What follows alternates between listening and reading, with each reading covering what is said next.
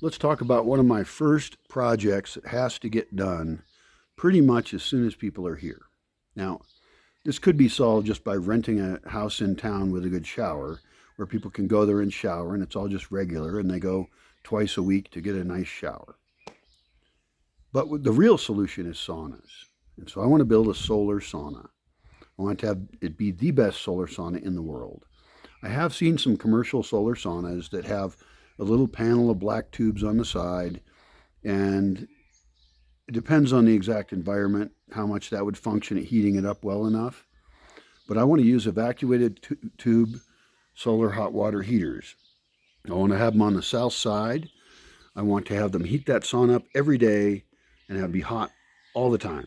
Because right now I have a wood-fired sauna that doesn't have a very good door, so animals have been living in it. And it takes forever to heat it up. The chimney's built stupid. I built it mainly off the book The Sauna by Rob Roy. You can look that up. And I used cordwood. They used cordwood and concrete. Concrete has a pretty high thermal mass.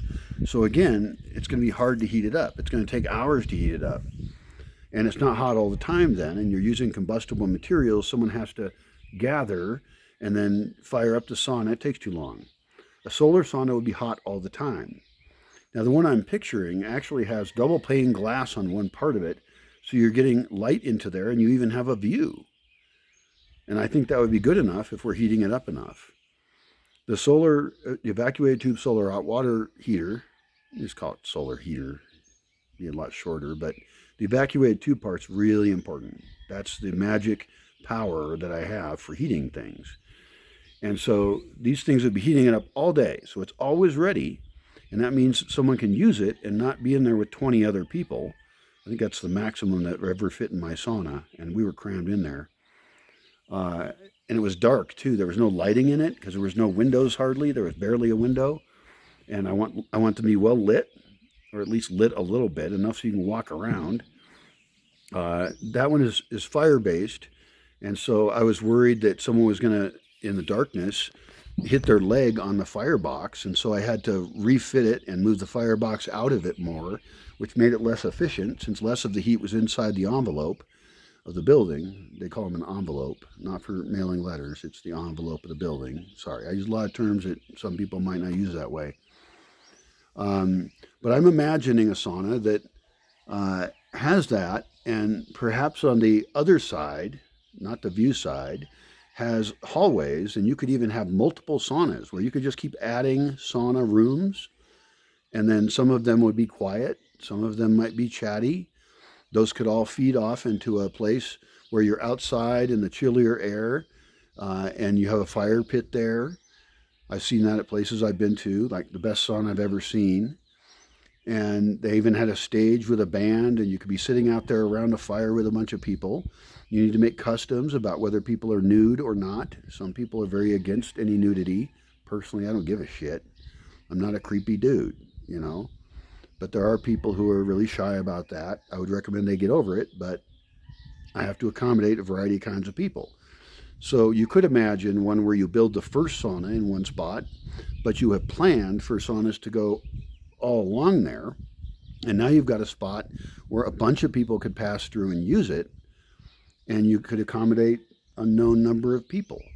But also, if it's open all day and even at night, you could have a fire assist so that, although the solar hot water heaters would be heating up the thermal mass of it all day long, and so it wouldn't cool down very fast at night either. So it's a really tough design, and I have to draw up the basics and probably not put the first sauna in the best spot, because that's a mistake I've made before. You know, the first sauna might be in a spot where you expect it to always kind of be a smallish sauna that just serves that one spot. It's tough to pick those out because things tend to grow, and I don't like retrofitting. Retrofitting anything is very expensive. So anything I build, I want to have a plan for it to grow, and it may never grow, or it may grow 30 years from now. Who knows? But we can figure it out. Some of those could have earth roofs because those insulate really well, and they're green roofs. They have a bunch of plants on top. That also gets rid of the sound of the rain, you know. And this is different than, for example, a sweat lodge. A lot of sweat lodges, you put some curved branches and you put some hides or tarps over it and you heat it up, and then you have to take all the tarps off so they don't rot in the solar radiation. And there's all this work to take a sauna. No, I want one that takes no work. Maybe it needs lockers. Do we need lockers to put your clothing in? I would say so. It's either that or you have an office where people drop off their clothes and then you have bags of stuff and you have to staff it. It would be ideal if we had minimal staffing involved and maximum security, and the real security comes from having good people. Because, like, anytime anyone's naked, it just attracts creepy people. And that's one of the reasons that any community you have has to be secret, because you have to filter out the creepy people. And if any of them get through your filter, you have to have a way to kick them out as easily as possible, because we don't want to have to kill them. That's not convenient for anyone. But you have to be able to have them happy to leave somehow. I don't know how to work that out, but the filter's got to be really good, because some people are just that way. They're trained to be creepy, and I don't want them anywhere near me. I don't want them affecting. I mean, we often think of men as being creepy, but trust me, women can be creepy too. I used to be a good-looking guy, and I ran into creepy women. So let's not genderize creepiness, even though it's common. I think of guys too, because guys seem really clueless. And one of the reasons I don't want creepy guys around is because it affects my reputation. I don't want to be stereotyped based on their bad behavior. And so that's a tricky thing. Also, you need cold showers there. You don't have to provide hot showers because people are coming out of the sauna so hot and their skin is peeling off of their body, and they need to scrub down in some cold water. Well, nobody wastes cold water, right?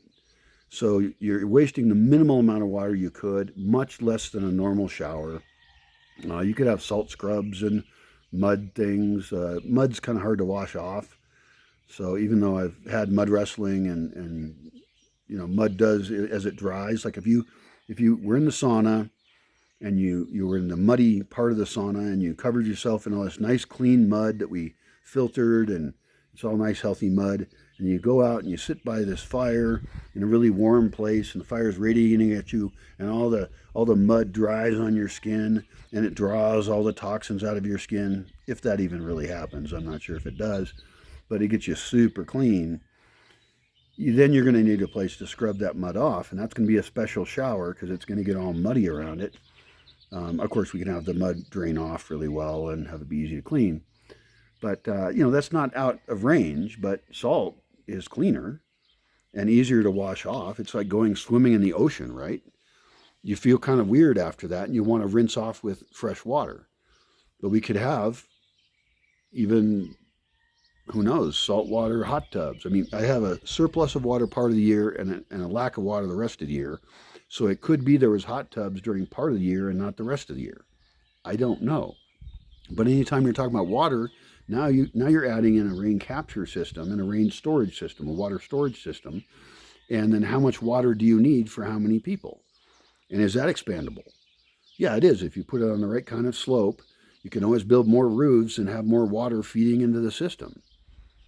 I mean, you could even make a fake hot springs or something. I just get crazy with my ambitious ideas, but we have to then go backtrack that way down into the smallest sauna we can do with the solar heaters and just serve the basic need. And from that, we also learn how temperature works, how building styles work, how use works, what things are around it in a place we kind of expect to be smaller. So we backtracked from this sauna complex with, massage tables over there and stuff over there, and, greenhouses for being out at night in a place that doesn't have wind and cold, and, nice plants and vines in there and stuff. I mean, I can imagine really crazy, wild, great stuff.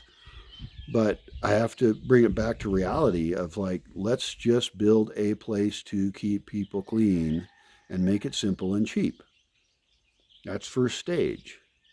So all my projects are like that, I think all these big ideas, but I have to bring it back down into what can we build right now?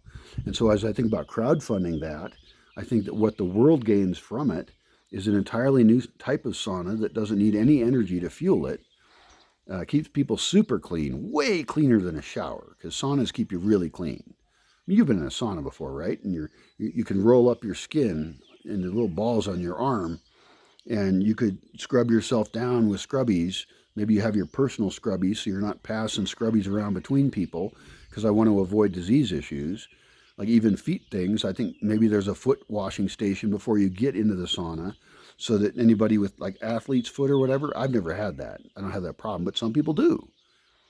And so let's clean people up before they get in there.